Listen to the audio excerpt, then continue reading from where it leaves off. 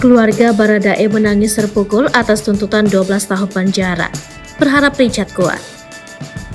Keluarga Richard Eliezer alias Baradae begitu terpukul atas tuntutan 12 tahun penjara dalam kasus pembunuhan Brigadir J. Dilansir Tribun Wow, paman Baradae Roy Pudihang hanya bisa berharap agar keponakannya senantiasa kuat menjalani proses persidangan.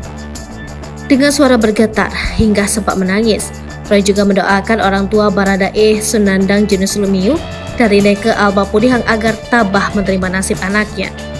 Dihubungi saat berada di rumahnya di Manado, Sulawesi Utara, Roy membeberkan kekecewaan keluarga.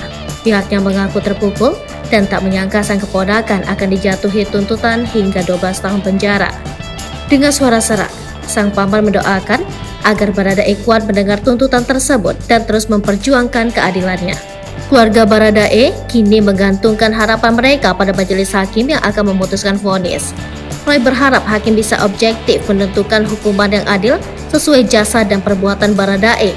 Tak lupa, Roy juga berpesan pada pengacara Baradae supaya tetap teguh dalam upayanya mendapatkan keadilan dan mendampingi sang keponakan. Tangis Roy pecah saat mengucapkan harapan untuk orang tua Baradae yang ikut mendampingi anaknya di Jakarta. Dengan terisak ia berharap agar Junus dari Neke tabah menghadapi keputusan tersebut. Kepada kedua orang tuanya yang berada di Jakarta, adik kami, supaya tetap kuat, tangis Roy. Kami keluarga di Manado tetap mendukung Richard Eliezer.